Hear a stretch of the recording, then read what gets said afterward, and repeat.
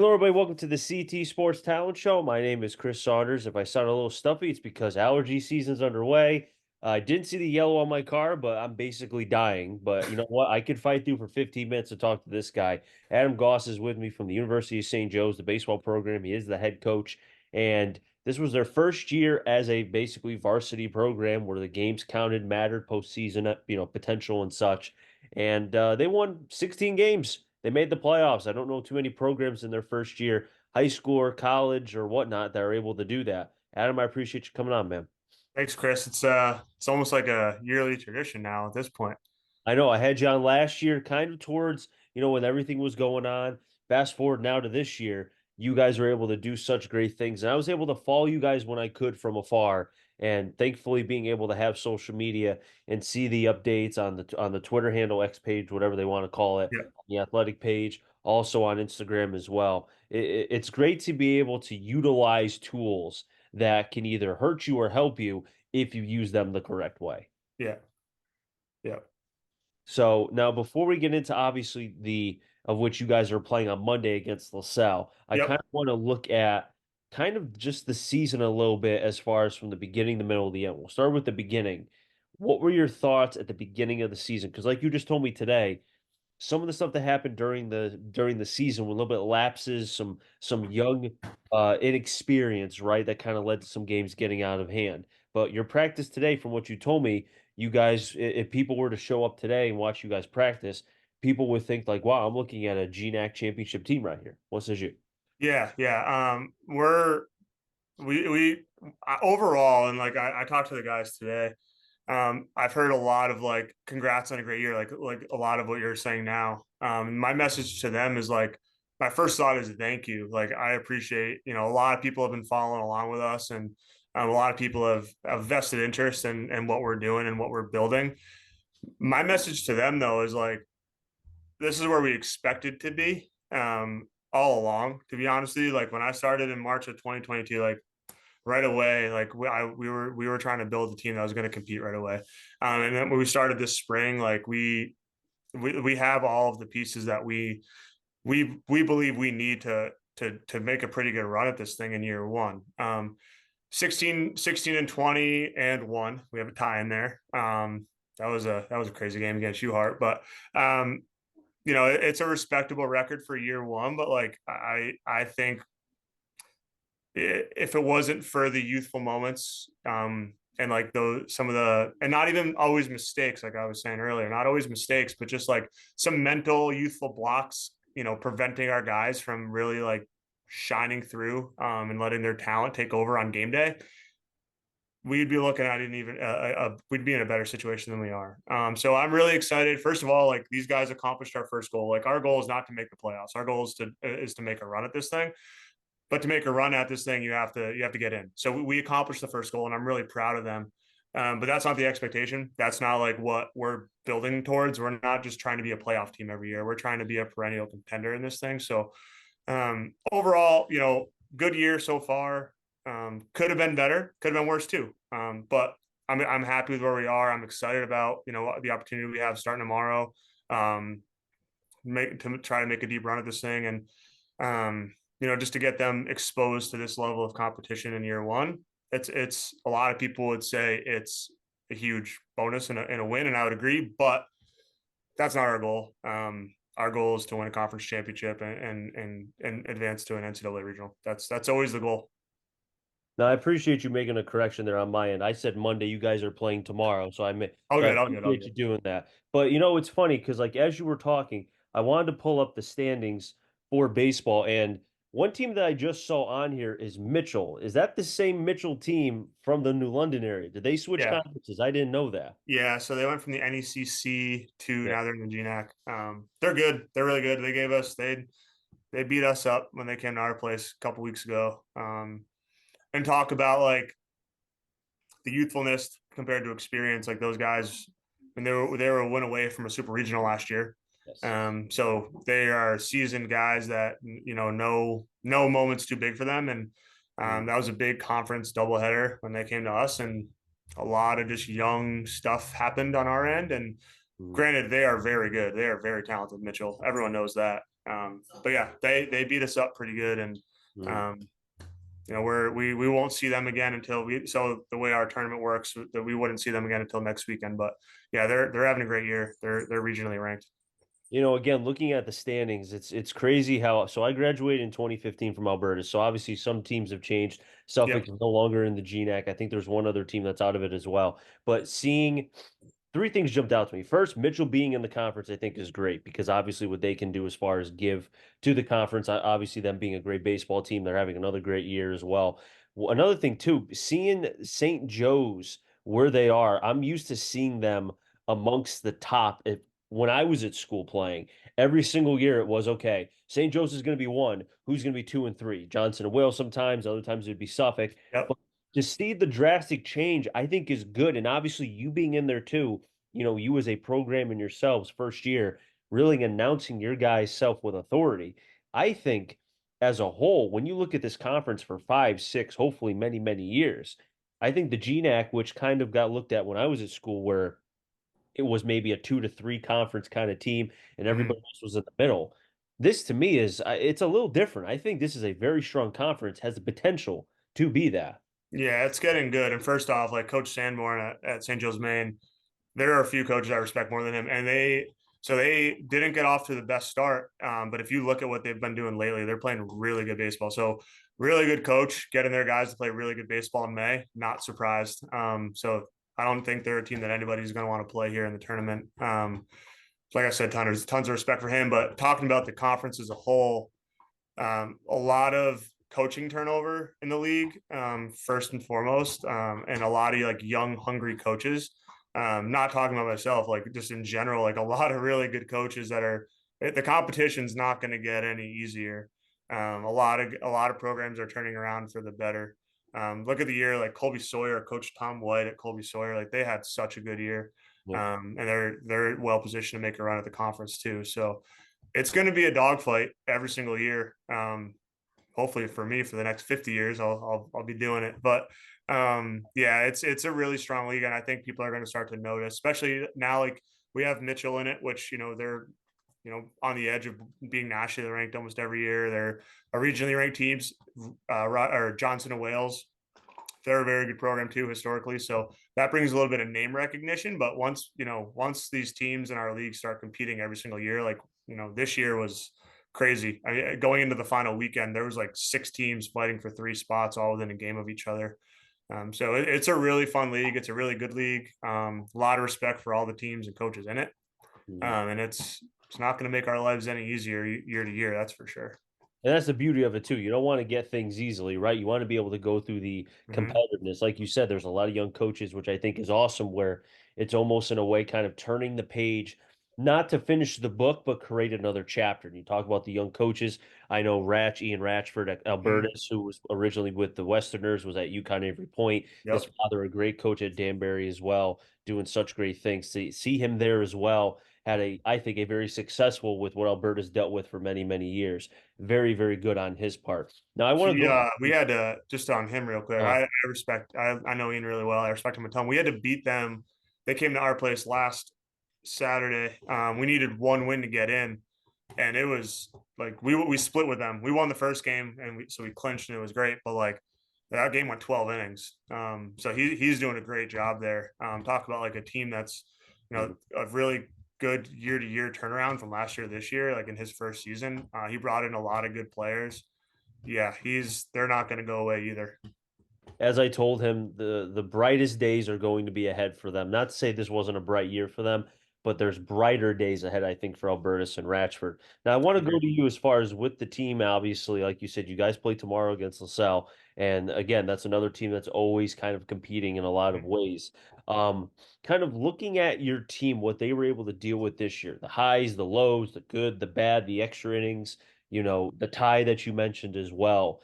Going through all of that, how hard is it to not reflect on that with these kids? Because here's the thing, right? Not to say they're dumb by any means, but in terms of being youthful and being somewhere that they've never been, sometimes it's good to not know, right? You Yep. don't know if you don't know, and they don't Yep. know because they've never been through this. So, with that being said, do you think in some ways that bodes well for this group? Because now it's like, all right, we're playing with house money in a way. We're just going to Mhm. go out. There's no, like obviously St. Joe's, Mitchell, they've been able to go through the expectations and live through that because there's been so many years of success, right?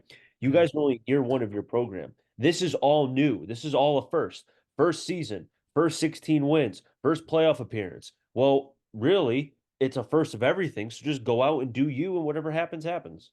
My dad, he's like one of my not my one of, he's my biggest, like, he's my hero. And I listen a lot to what he says. And one of the things he always says, he owns a landscape company and pretty good sized company. And so when he's leading his guys, one thing he always tells them is there's only one way to get experience. It's to go out and get some.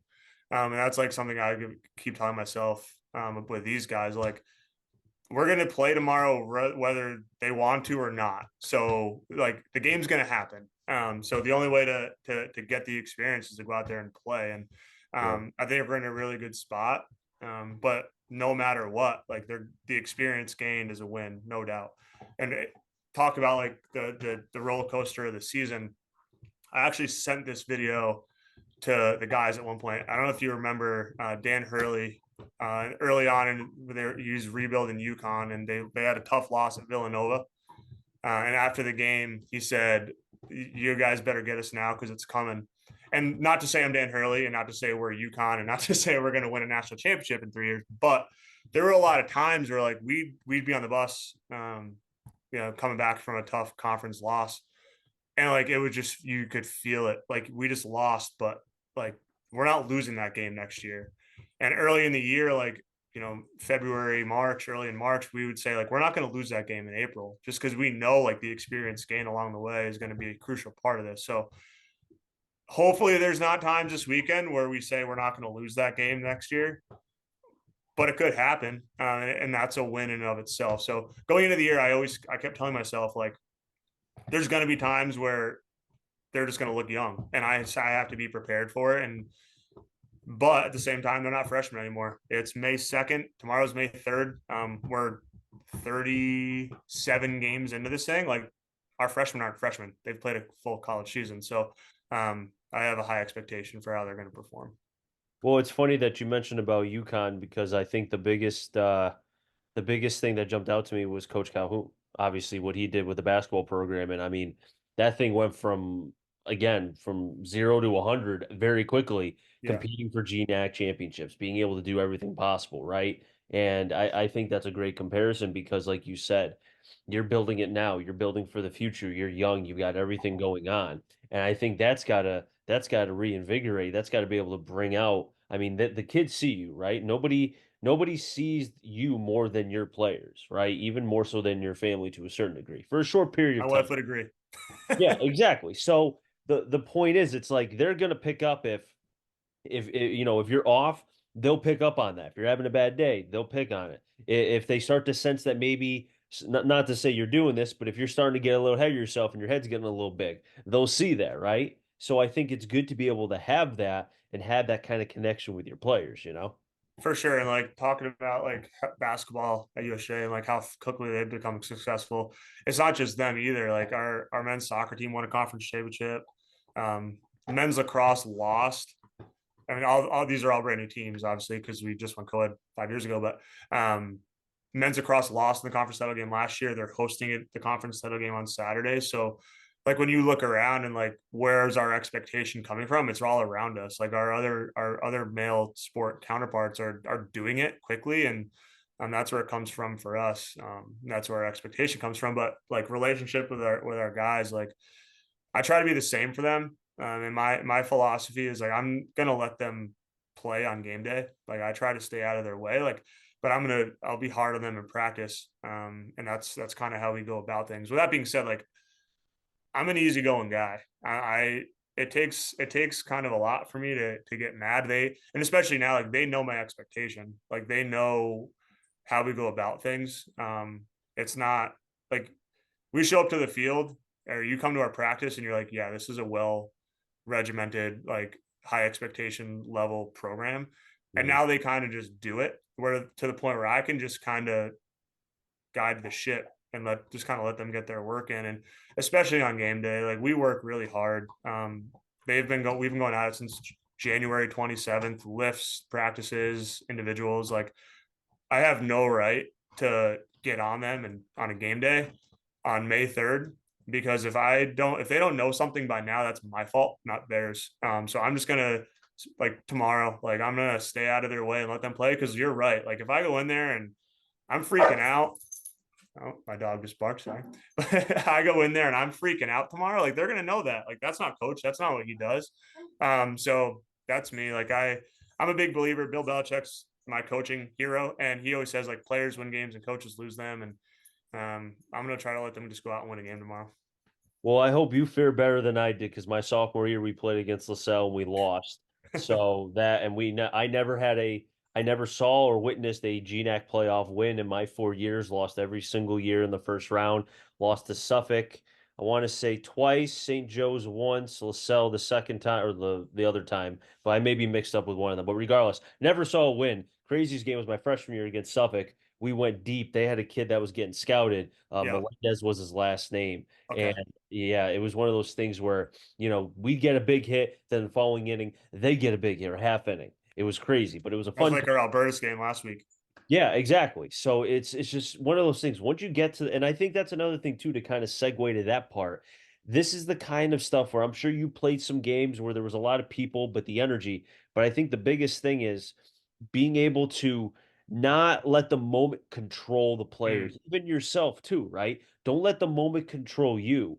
You control the moment. yep. You guys can dictate how big or small, because let's be honest, right? Take away the fact that it's a playoff game, it's just another game, Yep. right? The kids wear I forgot who said this, but these guys put on their pants the same way we do. Maybe a little different. Maybe they wear the hat a little crooked like the lefties do. But the point is, it's the game of baseball. Nothing changes other than the fact that it says playoff next to it for the Yep. game. That's it. You sound what you just said sounds a lot like me. Keyword you said is dictate. Like I talk to them a lot about dictating the terms of outcomes, like not being afraid to lose, like playing to win. And like going back to like some of the lower moments of our season, it was exactly that. Like we'd go in against some good teams that they knew were good and they were just afraid to lose. And I think we're past that point, and I'm excited to see it kind of come to fruition tomorrow.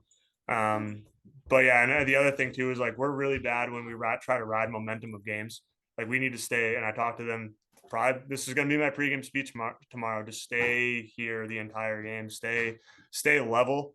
No matter what's going on around you, just stay even keel. Because baseball, I can't say the word I use with them, um, but it's not an easy game, and it's going to kick you every single time. So if you can stay even keel and not get too high and not get too low, like especially with young players, and we're gonna be fine. Coach, before I let you go, and I appreciate you coming on right before a big game tomorrow in the playoff against LaSalle.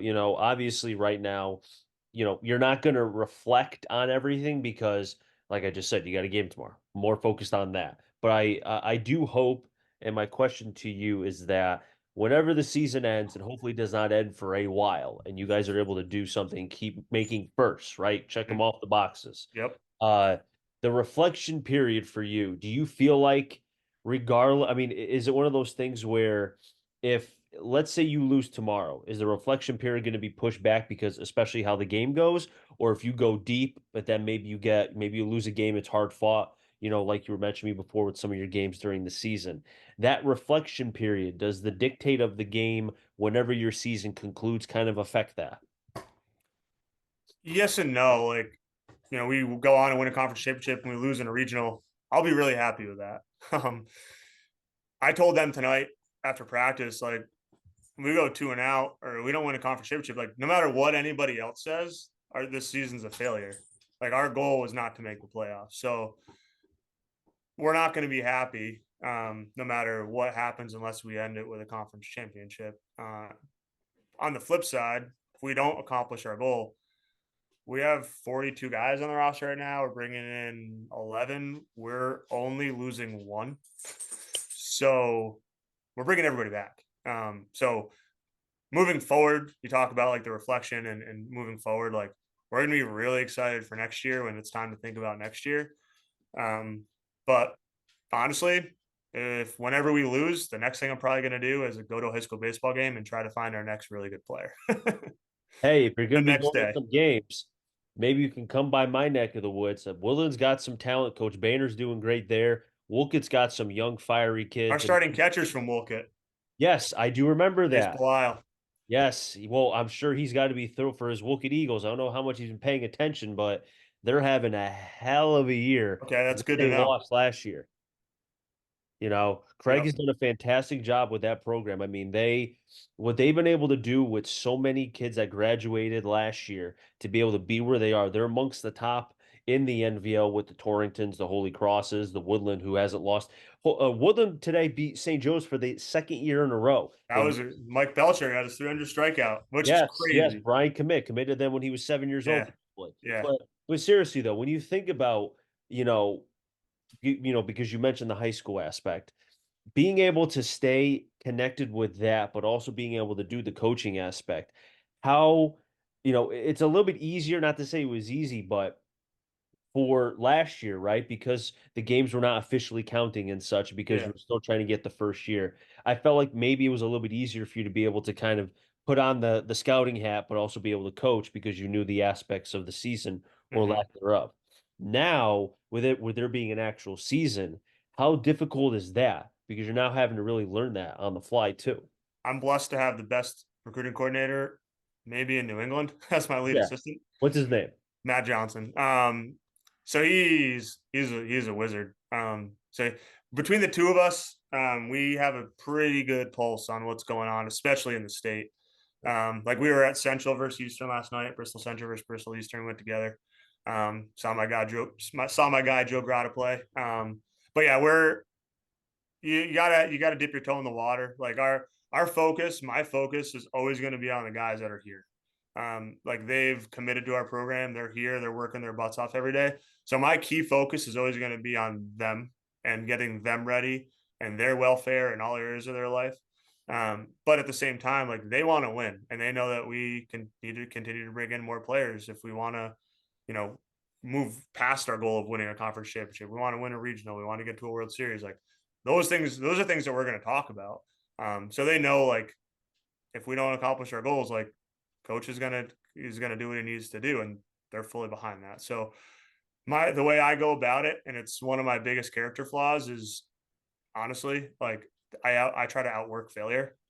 So that going back to like if we get bounced out of this thing, which hopefully doesn't happen, but like the whole idea of me being on the road the next day, like that's where that comes from because I owe it to our program to do better and be better and do right by our players to continue to help them out. So we work really hard at it.